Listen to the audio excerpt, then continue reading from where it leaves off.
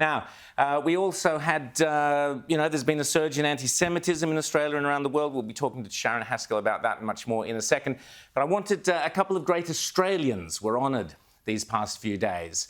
One for her amazing work in the present, the other for his amazing legacy. Both, I'm pleased to say, fans of Outsiders. Gina Rinehart was honoured by the Australian Financial Review at their inaugural Business Person of the Year dinner the other night, described as, quote, and I love this, a lively gathering of mavericks, stirrers and outsiders. Yes, Gina Rinehart was crowned the Financial Review's 10th Business Person of the Year.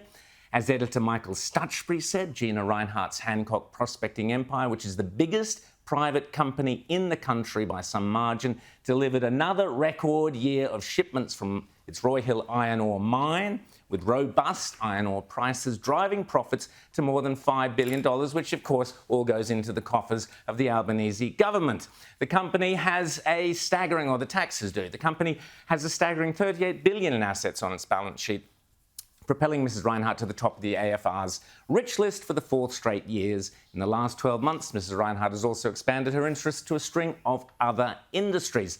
Peter Dutton said, quote, this award not only speaks to Gina's incredible contribution to our nation in 2023, it is testimony to the work of an Australian patriot whose endeavours in mining and agriculture and support for sport and philanthropy have bettered the lives of many Australians. Mrs Rinehart herself explained during an entertaining speech about Blind Freddie that in agriculture it's no longer the dangerous fires, droughts, floods that are the main problem, but it's man-made ones, it's government ones.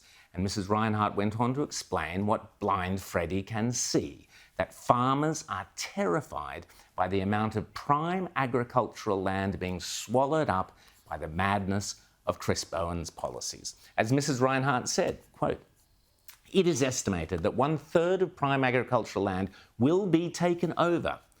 What do you think, Mrs Rinehart asked, this will mean to your fresh quality food availability and to prices? And she then went through a long list of the disastrous knock-on effects: excessive payroll taxes, restrictive government red and green tape, net zero ideology. All these things are having a disastrous effect on household prices. And she said when primary industries are used to carry onerous government burdens, Blind Freddie knows that these costs must and are being passed on to you. We need policy that helps Australians. We need policies that make investment in our country worth doing.